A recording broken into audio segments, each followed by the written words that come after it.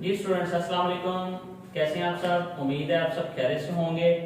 जी students, बहुत लंबे अरसे के बाद जो हम फिर आज एम इंग्लिश पार्ट 1 की वीडियो जो है वो बनाने लगे हैं। एम इंग्लिश पार्ट 1 का जो सिलेबस है आज हम वो डिस्कस करेंगे, चूँकि अभी एम इंग्लिश पार्ट 1 की जो क्लासेस हैं वो शुरू होने वाली हैं। चूँकि पंजाब यूनिवर्सिटी जो है वो अपना रिजल्ट अनाउंस करने लगी है और हम उसी के पेश नज़र जो है आज लेक्चर डिलीवर करेंगे और सिलेबस के हवाले से मैं आपको सारा गाइड करूंगा, बताऊंगा कि जो स्टूडेंट्स हैं जो पंजाब यूनिवर्सिटी से करते हैं या जिस यूनिवर्सिटी फैसलाबाद से कर रहे हैं या जहाँ से भी कर रहे हैं, यूनिवर्सिटी सरगोदा से कर रहे हैं, तो वो ये समझते हैं कि एम ए इंग्लिश जो है वो एक बहुत ही मुश्किल है। एक हाइप क्रिएट की हुई है डिफरेंट लोगों ने जो खुद नहीं कर पाते शायद इसलिए, या वैसे वो समझते हैं कि हम इंग्लिश जो है is quite difficult. No, it's not quite difficult, it is very easy. ये बहुत आसान है। आपने कुछ सवालात हैं उनको तैयार कर लेना, पास करना बहुत इजी है। और इसको जो इसका मैं आज आपको सिलेबस जो है वो आपकी फिंगर टिप पे लेके आऊंगा इंशाल्लाह ताला। तो आइए स्टार्ट करते हैं स्टूडेंट्स, मेरे साथ आप जो मुझे ज्वाइन करेंगे। सबसे पहले हम डिस्कस करते हैं कि एम ए इंग्लिश पार्ट 1 जो है इसका टोटल पेपर कितने हैं। सबसे पहले हम पेपर को डिस्कस करेंगे। जैसे कि मैंने यहाँ पे बोर्ड पे आपके सामने लिखा हुआ है स्टूडेंट्स कि जो पार्ट 1 का सिलेबस है उसमें there are 5 paper in M A English part 1। तो सबसे पहला जो पेपर है स्टूडेंट्स वो है क्लासिकल पोइट्री का। अच्छा, क्लासिकल पोइट्री जो है स्टूडेंट्स ये साथ साथ ही डिस्कस कर लेते हैं, उसके बाद मैं आपको इंडिविजुअल उसका पोइट का नेम, उसकी बुक हमने कौन सी करनी है, इस तरह जो हमने नॉवल करना है, ड्रामा करना है, फिक्शन करना है, प्रोज करना है, अमेरिकन लिटरेचर करना है, हम सारा डिस्कस करेंगे वन बाय वन। तो सबसे पहले मैं आपको क्लासिकल पोइट्री बताऊंगा। In classical poetry there are 5 or 6 poets so in different ages. सबसे पहले जो क्लासिकल पोइट्री है उसका हम डिस्कस कर लेते हैं कि क्लासिकल पोइट्री में क्या है, जो मैंने यहाँ पे लिखा भी है। तो पहले तो मैं एक दफा ये रिकॉल कर दूं आपको, क्लासिकल पोइट्री पार्ट 1 में पेपर 1 है, 100 मार्क्स का आएगा। और इसके साथ मैं आपको ये भी डिस्कस कर देता हूँ कि इसके जो 3 आपको पैसेजेस आएंगे क्रिटिकल एप्रिसिएशन के लिए और 3 क्वेश्चन आपने जो है वो अटेम्प्ट करने होंगे। पेपर जो 2 है हमारे पास उसमें ड्रामा है स्टूडेंट्स, उसका भी सेम क्राइटेरिया है। 5 to 6 प्लेस हैं, उसके अंदर हमें 4 सिर्फ जो है वो तैयार करने होते हैं पेपर के लिए। और उसमें भी जो है वो 3 पैसेज जो है अपने क्रिटिकल एप्रिसिएशन के करने होते हैं, 3 क्वेश्चन करने होते हैं। स्टूडेंट्स जो जिस यूनिवर्सिटी फैसलाबाद है या यूनिवर्सिटी सरगोदा है वहाँ पे हमने जो क्रिटिकल एप्रिसिएशन है या आप एक्सप्लेनेशन कह रहे हैं जिस तरह हम बीए में करते थे वो नहीं करनी। हमने सिर्फ और सिर्फ जो है वो वहाँ पे क्वेश्चन करने हैं। ये सिर्फ पंजाब यूनिवर्सिटी के सिलेबस में हमें इंक्लूड है कि हमने उसकी एक्सप्लेनेशन करनी है, कॉन्टेक्स्ट रेफरेंस जिस तरह हम करते थे, लेकिन यहाँ पे क्रिटिकली एवेलुएट करना होता है चीजों को। तो किस तरह क्रिटिकली एवेलुएट करेंगे ये भी हम आहिस्ता आहिस्ता आगे अब जब बढ़ते जाएंगे मैं हर बुक के साथ आपको बताता जाऊंगा। पेपर 3 हमारे पास स्टूडेंट्स नॉवल है, basically novel related to languages. तो नॉवल को जो समझा जाता है कि सबसे मुश्किल पेपर है, but novel is very interesting. इसमें जो फिक्शन होते हैं, नॉन फिक्शन होते हैं, जितने भी हैं ये बहुत ज़बरदस्त जो हैं वो आसान से हैं। तो उसको भी हम डिस्कस करेंगे वन बाय वन, कौन सा नॉवल है, किस जगह में है, कहाँ पे है। नंबर 4 पे हमारे पास स्टूडेंट्स प्रोज है।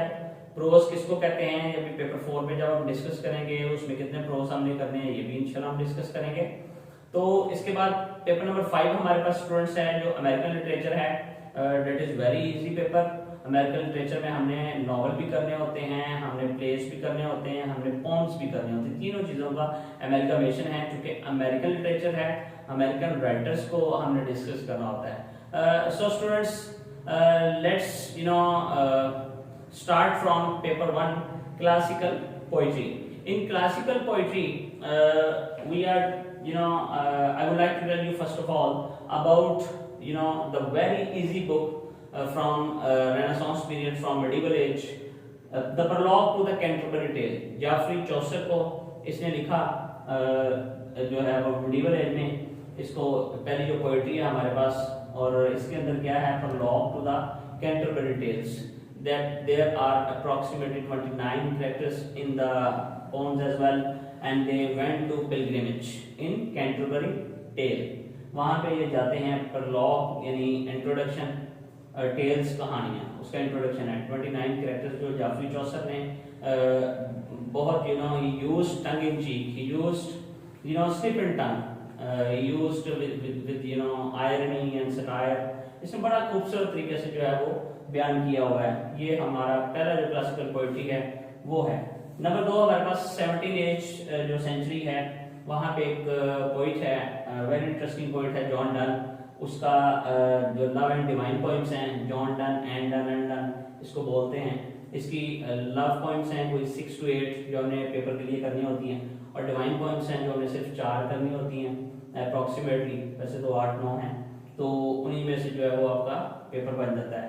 यहाँ से एक क्वेश्चन जो है वो मेटाफिजिकल पोइट का लिया जाता है हर साल पेपर के लिए। तो इसकी जो पोम्स हैं वो that is very interesting, that is very romantic, is very romantic, was very romantic poet. तो नंबर 3 पे हमारे पास स्टूडेंट्स है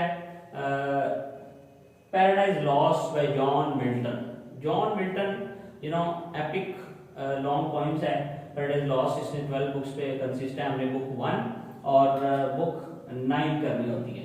इसके अंदर जो पंजाब यूनिवर्सिटी के स्टूडेंट्स हैं वो बुक 1 और बुक 9 में से कुछ हिस्सा जो है वो करते हैं, बुक 1 और 9, और जो जीसी के हैं या यूनिवर्सिटी ऑफ सरगोधा के हैं वो कम करते हैं नाइन्स, कोई इतनी नहीं करते। तो that is also very interesting. Puritan age है, प्यूरिटन एज का ये जो 17th सेंचुरी प्यूरिटन एज में जॉन मिल्टन ने जो है वो लिखी है, और ये हमारी जो फर्स्ट फोरफादर थे एडम एंड ईव, ये उस पे लिखी गई है।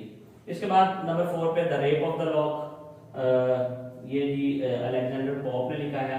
बेसिकली उसने टाउन किया है एरिस्टोक्रेसी क्लास को, उसने जो है वो सटायर लिखा, बहुत बड़ा सोशल सटायर लिखा।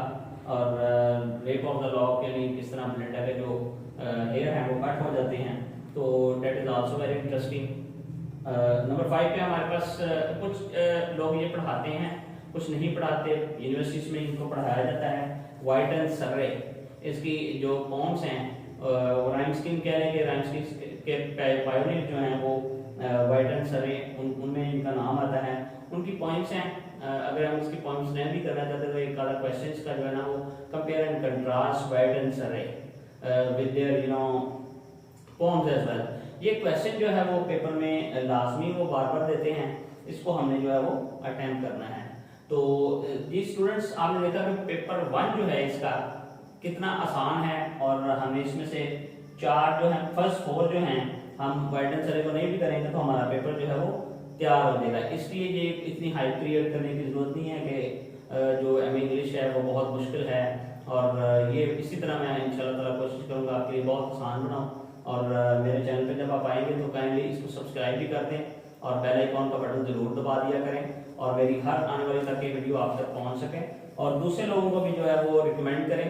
आपको यहाँ पे इंशाल्लाह जो 8 टाइप्स ऑफ लेक्चर हैं इंटर टू एम इंग्लिश तमाम आपको मिलेंगे। जी स्टूडेंट्स पेपर नंबर 2 जो हमारे पास है वो डिस्कस कर लेते हैं, ड्रामा प्लेस जिसको बोलते हैं, पार्ट 1 का। सबसे पहले स्टूडेंट्स जो हमारे पास है वो है Oedipus Rex, one of the most famous, most renowned dramatist Sophocles. Oedipus Rex उसका बहुत फेमस है पूरी दुनिया में, ग्रीक लिटरेचर में से ये लिया गया है, ग्रीक ड्रामा है, और एक ट्रेजेडी है बहुत बड़ी, इसके ऊपर जो है वो बहुत कुछ लिखा गया, कैथार्सिज्म और जजमेंट, ये बहुत ज़्यादा जो है ना जो इसके ऊपर फिलॉसफी एरिस्टोटल की जो है वो ली गई, तो बहुत फेमस प्ले है, that is very easy. Number 2 और 3 पे हमारे पास एक जो प्ले है ओथेलो, डोमेस्टिक ट्रेजेडी, और the Winter's Tale. The Winter's Tale है और ओथेलो है, दोनों को दुनिया के सबसे बड़े ड्रामाटिस्ट जो फादर ऑफ ड्रामाटिस्ट हैं विलियम शेक्सपियर, एलिजाबेथन एज में से ये 2 प्ले उनके लिए गए। और ओथेलो जो है वो डोमेस्टिक ट्रेजेडी है, विंटर्स टेल जो है वो दूसरी ट्रेजेडी है। ओथेलो जो है वो पढ़ा जाता है, विंटर्स टेल को छोड़ देते हैं लोग, पढ़े ना पढ़े तो उसके बगैर जो है वो गुजारा हो जाता है स्टूडेंट्स का। तो नंबर 4 पे हमारे पास है स्टूडेंट्स डॉक्टर फाउस्टस क्रिस्टोफर मार्लो का यूनिवर्सिटी विट। डॉक्टर फाउस्टस जो है ये भी एलिजाबेथन एज में से ही है, और ये क्या कहते हैं विलियम शेक्सपियर और क्रिस्टोफर मार्लो की जो डेट ऑफ बर्थ है 1564 वो सेम है। इसके बाद हमारे पास नंबर 5 जो है वो 18th सेंचुरी में से जो है वो लिया गया एक मॉडर्न जो है वो कॉमेडी ली गई, the Importance of Being Earnest by Oscar Wilde. Oscar Wilde की ये जो कॉमेडी है अरिस्टोक्रेसी पे जो ये कॉमेडी लिखी गई और बहुत खूबसूरत है, और that is very quite easy, बहुत इजी है स्टूडेंट्स, ये वाली जो कॉमेडी है। ये पेपर 2 पेपर हो गया हमारे पास स्टूडेंट्स। क्लासिकल पोएट्री को हमने डिस्कस कर लिया, प्ले को हमने डिस्कस कर लिया। नंबर 3 पे हमारे पास जो है वो नॉवल है, फिक्शन है, जिसको स्टूडेंट समझते हैं कि language obviously it is about all about languages. तो लैंग्वेज में ऑब्वियसली नॉवल में आपको जो टेक्स्ट की लाइंस हैं वो थोड़ी बहुत आनी चाहिए, ताकि आपको टेक्सचुअल जो रेफरेंस होते हैं वो देने आने चाहिए। अब उसको डिस्कस करते हैं। प्राइड एंड प्रेजुडिस जो है स्टूडेंट्स 18th सेंचुरी जो नॉवलिस्ट है Jane Austen, a very famous novelist. तो ये जो है वो पायोनियर है आप समझ लें, और फेमिनिज्म की फेमिनिस्ट से बिलोंग करती हैं, फेमिनिस्ट राइटर हैं। प्राइड एंड प्रेजुडिस इन्होंने बहुत ज़बरदस्त उस वक्त के टाइम पे जो बर्निंग इशू था मनी एंड मैरिज, उस पर लिखा प्राइड एंड प्रेजुडिस को, और through you know hero and heroine, तो बहुत खूबसूरत नॉवल लिखा गया। बर्चेस्टर टावर है, और ये मोकैट है। बर्चेस्टर टावर जो है वो चर्च लाइफ पे, चर्च जो है लाइफ उस पे लिखा गया, एवेंजलिज्म पे लिखा गया ये सारा। बर्चेस्टर टावर बाय एंथनी टर्लॉप, ये भी 18th सेंचुरी नॉवल है, और थोड़ा सा डिफिकल्ट है क्योंकि इसकी लैंग्वेज थोड़ी जो है वो चर्च गोइंग है, चर्च वाली लैंग्वेज है, और जो आपकी कह लें क्रिश्चियंस जो बिलीव्स हैं उसमें वो डिस्कस की हुई, इस वजह से थोड़ा सा ये डिफिकल्ट लगता है, थोड़ा सा हैवी नॉवल है।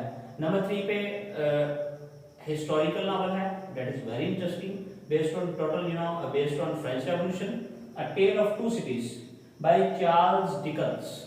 चार्ल्स डिकन ने हिस्टोरिकल नॉवल ये वाला जो लिखा है बहुत ब्यूटीफुली पोर्ट्रे किया इसने फ्रेंच रेवोल्यूशन को, जो 17 which was started from 1789 to 1799।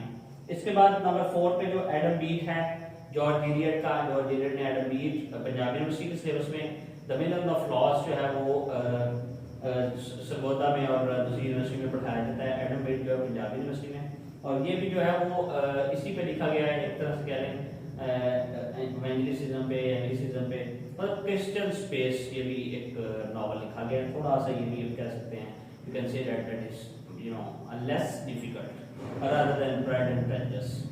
Number 4 पे हमारे पास ये हो गया। नंबर 5 पे जो मैंने स्टूडेंट्स इधर लिखा है the return of the native और Tess of the d'Urbervilles by Thomas Hardy. Thomas Hardy students basically a very pessimistic novelist in the world, और basically he was not pessimist as well. He did not claim himself as a pessimist. He did not show himself as a pessimist. Basically, he said that he showed a naked reality of human beings to society. हम जब पढ़ते हैं कि literature is a reflection of is a reflection of our mirror, reflection of our society. Society का जो reflection है हमारे अपना अक्सी नजर आता है। तो बेसिकली जो return of the native test और टॉमस हार्डी के दूसरे जो नॉवल हैं वो बेसिकली हमें ये चीजें दिखाने की कोशिश करता है, वो पेसिमिज्म इतना शो नहीं करता। तो स्टूडेंट्स यहाँ तक हमारे 3 पेपर कंप्लीट हो गए। अब हम नंबर 4 प्रोज और नंबर 5 जो है अमेरिकन लिटरेचर वो डिस्कस करते हैं। स्टूडेंट्स पेपर नंबर 4 हमारे पास आज है prose. Students paper number 4 syllabus में जब हमें इंग्लिश पार्ट 1 के हम देखते हैं तो उसमें सबसे पहले हमारे पास गुलिवर्स ट्रैवल्स है, एक ट्रैवल बुक पे ये लिखा गया और वॉयजेस पे लिखा गया। जोनाथन स्विफ्ट ने जो लिखा और एक डिफरेंट चीज जो है वो दुनिया को मुतारफ कराई थ्रू इस मैसनथ्रॉप। तो ये एक वेरी इंटरेस्टिंग इसके 4 वॉयजेस जो डिस्कस किए गए हैं इस बुक के अंदर। इसके बाद Bacon essays, the most beautiful essays in the world Francis Bacon ने लिखे, और जो ट्रुथ पे मबनी हैं और उसके नाम भी कुछ इस तरह के उसने रखे, of truth, of friendship, of study, of parents and children. तो ये सारा उसने अपना एक्सपोजर जो है वो बयान किया। नंबर 3 पे हमारे पास है students the readers of poetry by Seamus Heaney. Readers of poetry, सीमस हैनी ने बेसिकली फिलिप जो सिडनी है उसी वाला काम किया कि जो पोएट्री के अगेंस्ट लोग हैं उस पे उसने बहुत अच्छे तरीके से लिखा है। इसका मेरे जो लेक्चर हैं इसका रीडर्स ऑफ पोएट्री का, ये भी यूट्यूब चैनल पे पड़ा हुआ है, आप जरूर देखिएगा। Unpopular essays, Bernard Russell, a philosopher, politician, great writer, बहुत जबरदस्त, आउटस्टैंडिंग साइंटिस्ट, जो इसने अनपॉपुलर एसेस में अपने लिखा, इसने बहुत जबरदस्त एक्सपोजर अपना जो है बयान किया। इसके भी मेरे 2-3 लेक्चर जो हैं इसके डिफरेंट, मैंने इसकी लाइफ पे भी बनाया हुआ है, लाइफ स्पैन पे भी बनाया है, डिफरेंट एसेस जो हैं उस पर भी बनाया हुआ है, वो भी ऐसे मौजूद हैं। Culture imperialism, very beautiful prose by Edward Said. फलस्तीनी अमेरिकन क्रिश्चियन है एडवर्ड सईद।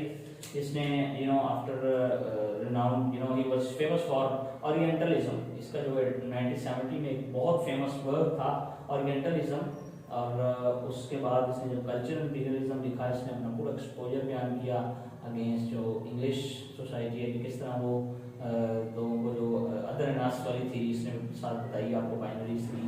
तो that is very beautiful prose. पांचों के पांचों आप कर लें तो कोई बात नहीं है, अगर आप छोड़ना चाहें तो आप जो है वो रीडर्स ऑफ पोएट्री को छोड़ सकते हैं, लेकिन छोड़ने की जरूरत नहीं, उसका भी एक क्वेश्चन होता है बड़ा आसान सा, और कर सकते हैं। नंबर 5 पे हमारे पास स्टूडेंट्स आज है जो इसका जो हमारा नंबर 5 पे है अमेरिकन लिटरेचर। उसके बेसिकली 3 पोर्शन जो है ना वो दिए गए हैं। नंबर 1 मैंने जो डिस्कस किया यहाँ पे नॉवल है, 2 नॉवल हैं इसके। नंबर 1 पे तो जैज है टोनी मॉरिसन का, अफ्रो अमेरिकन राइटर हैं, नोबेल प्राइज विनर हैं। और नंबर 2 पे for whom the bell tolls, और कुछ यूनिवर्सिटी, पंजाब यूनिवर्सिटी में for whom the bell tolls पढ़ाया जाता है। जो यूनिवर्सिटी ऑफ सरगोदा है या JCUF है, उसमें जो है वो अ फेयरवेल टू आर्म्स, इसके अलावा भी इसके जो नावल हैं वो भी पढ़ाए जा सकते हैं, इसको चेंज भी किया जा सकता है by Ernest Hemingway. He was also famous for Nobel prize. ये 2 नावल हो गए। इसके बाद हमारे पास जो ड्रामा पोर्शन में है, सबसे पहले आर्थर मिलर का एक बहुत जबरदस्त क्रूसिबल जो प्ले है, ब्लैक मैजिक टाइप इसका लिखा हुआ है, तो ये गॉथिक लिटरेचर है बेसिकली, वो लिखा गया है। और आर्थर मिलर का एक डेथ ऑफ अ सेल्समैन जो है वो भी प्ले बहुत फेमस है इन द वर्ल्ड। और नंबर 4 पे हमारे पास स्टूडेंट्स जो है mourning becomes Electra. Mourning becomes Electra Eugene O'Neill जो है उसने एक इलेक्ट्रा कॉम्प्लेक्स जो है जो हमें देखने में मिलता है डिफरेंट जगह पे, और इलेक्ट्रा कॉम्प्लेक्स पे इसने लिखा, बहुत जबरदस्त लिखा, ट्रेजेडी है बेसिकली। इसके बाद स्टूडेंट्स हमारे पास नंबर 5 जो है यहाँ पे वो है पोएट्री बेसिकली। तो पोएट्री में 4 जो हमारे पास पोइट्स हैं उनमें से आप 4 भी कर ले तो बेहतर है, अदरवाइज आप एक आधा छोड़ सकते हैं, कोई ऐसी बात नहीं है। इसमें जो सिल्विया प्लेथ है वो तो आपको जरूर करनी चाहिए, फेमिनिस्ट पोइट हैं बहुत बड़ी अमेरिका की, और ये हमारे जो फेमस पोइट हैं टेड ह्यूजिस, ये उसकी वाइफ भी रही हैं। और जॉन एशबरी, बेसिकली ये एशबरी के स्पेल जो हैं वो मैं यहाँ पे रेस हो गए हैं, मैं भी आपको लिख देता हूँ एशबरी जी, एशबरी। इसके बाद स्टूडेंट्स रिचर्ड विल्बर है। रिचर्ड विल्बर बेसिकली ये भी अमेरिकन पोइट है, और इसकी बहुत सारी फेमस पोइम है। डीना रिच है फीमेल, जो हमारे पास डीना रिच राइटर है सिल्विया प्लेथ की तरह, इसकी भी फेमस पोइम है। तो स्टूडेंट्स ये ऑल सम एंड सब्सटेंस है आज का 5 जो पेपर हमने डिस्कस किए MA इंग्लिश पार्ट 1 के। तो I hope that you people really enjoyed my lecture today. तो प्लीज इसी तरह मैं आपके लिए लेक्चर को जो है वो आसान करता रहूंगा। हमने अभी फिंगर टिप पे जो है वो सारा सिलेबस था MA इंग्लिश पार्ट 1 का वो किया। नेक्स्ट वीडियो जो है वो मैं MA इंग्लिश पार्ट 2 को भी इसी तरह सिलेबस पे बनाऊंगा। वो पूरा सिलेबस जो है फिंगर टिप्स हम लेके आएंगे, और इसके साथ साथ हम जितने भी लेक्चर बनाते जाएंगे इंशाल्लाह आपकी फिंगर टिप पे जो है वो आपको आ जाएंगे इंशाल्लाह जी। Thank you very much students.